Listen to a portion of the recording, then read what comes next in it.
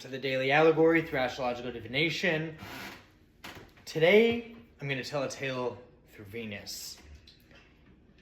In Venus in the Shadows, a man becomes the unwitting target of an elaborate criminal conspiracy after a forged power of attorney grants a secret society access to his family's multi-million-dollar estate.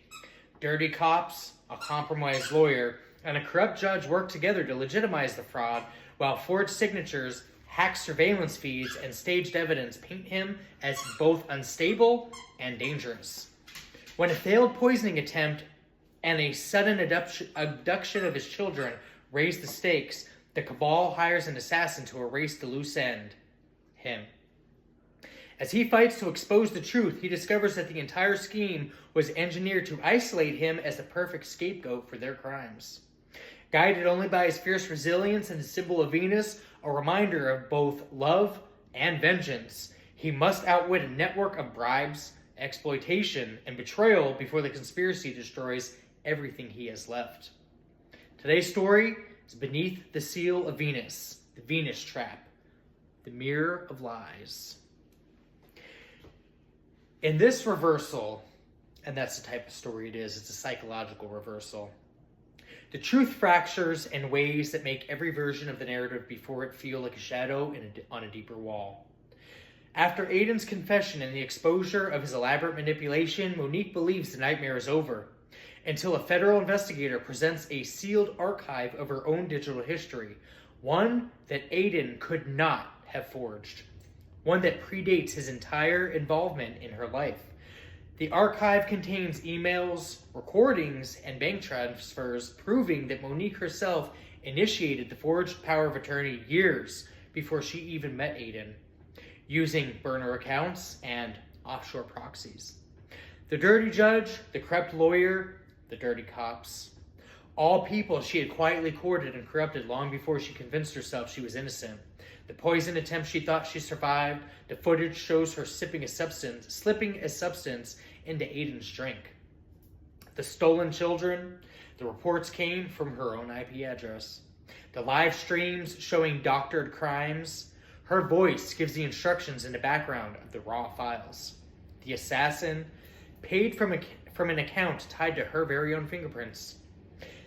But here's the fracture point. Monique has no memory of any of this. Allegedly. Nothing. Her mind rejects it with visceral nausea. The investigator explains softly, after almost pityingly, that dissociative disorders can produce entire secondary identities that act with chilling coherence and leave no trace in the host's conscious mind. Aiden did not manipulate her. Aiden didn't orchestrate the conspiracy. Aiden didn't groom her or target her. Monique targeted Aiden. Monique selected him. Monique wove the conspiracy herself through a fragmented, hidden self. Monique framed herself as the victim in a story she unconsciously authored. Venus conjunct Lilith in the 12th wasn't a symbol of an external shadow. It was the silent architect within her. The secret society, a hallucinated narrative built from real people she corrupted. An elaborate justification created to protect a part of herself she could not face. Aiden's confession letter, the one where he begged for forgiveness, analyzed by experts. Handwriting turned out not to even be his. The ink actually chemically identical to every pen in her home, according to forensics. In the final devastating twist, Aiden never existed as she remembered him. His role, his connection, his fear, his depression, all filtered through Monique's fractured lens. The warm bond she believed they shared was a delusion layered over a terrified young man she had manipulated long before he realized she was actually very, very dangerous. Monique stares at the evidence, trembling, waiting for some part of herself to deny it, to fight it, scream even. But nothing comes. Only a slow, chilling familiarity. A recognition that feels like a mirror warming under her touch.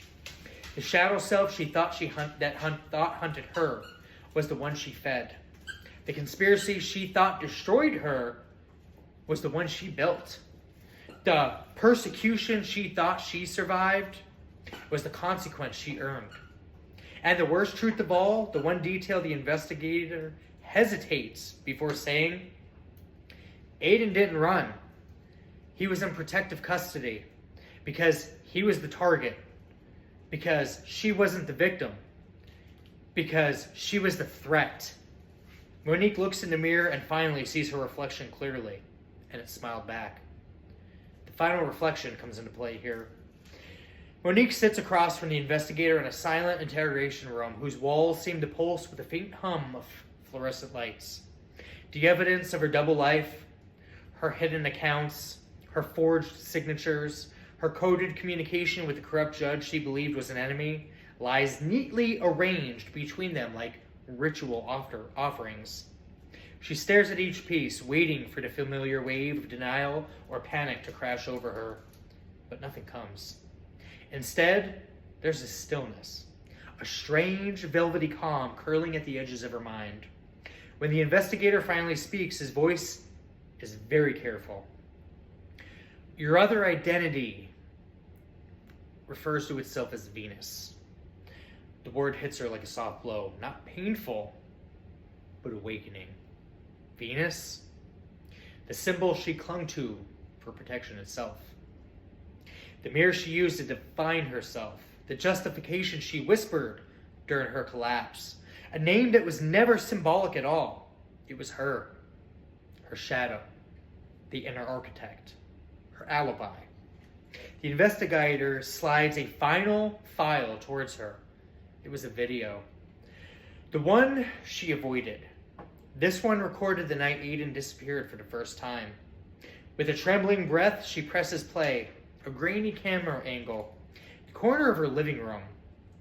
Her silhouette recognizable, yet not. Her voice soft, gentle, but coaxing. And Aiden sitting across from her, terrified, but trying to mask it. Do you love me? She, her Venus persona, asks. Aiden nods, shaking. Yes, I just don't understand why we have to do this. Because love needs sacrifice, Venus whispers. Because Monique, doesn't deserve you. And Monique watches in frozen horror as Venus reaches out, touches Aiden's cheek ever so gently with tender affection, then slips something into his tea with a smile that is heartbreakingly serene as she leaned over so she wasn't seen. The poison wasn't an attack, though. To Venus, it was a ritual. It was a test. A way to ensure he was alone, dependent on Venus and nobody else. Isolated entirely, submitted, owned, and enslaved to her solely. Monique turns away from the screen, heart pounding, nausea twisting through her body. She expects the investigator to gloat, to condemn, to moralize, but instead, he speaks softly. You were fractured. Split. One self built a conspiracy, the other self built a victim. Monique shakes her head. Rumor has it, though, the investigation is still underway and coming to a grand finality in their endings.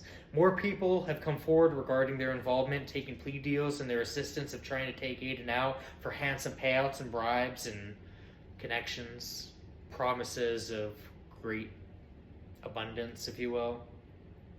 Others switched sides after finding out dark secrets about Monique that got leaked by an ethical hacker who reversed the scenario and helped level the playing field for once. Only God knows what's to come, but people for sure are on edge and experience great levels of paranoia who participated, even the slightest, knowing their public image is on the verge of changing forever because they weren't smart enough to come forward and back out sooner. The biggest lesson here, though, would be the incoming jail sentences and the restitution payments they'll be all hit with between court judgments and pending litigations. I'm not ending this with an invocation today. I just feel it necessary to leave it as a psychological drop-off in this story. I just liked the theme. Hopefully you found it entertaining. If this was a euphemism, I for sure would consider my options considering the situation. Otherwise, hopefully you enjoyed my story. I'll see you in the next one.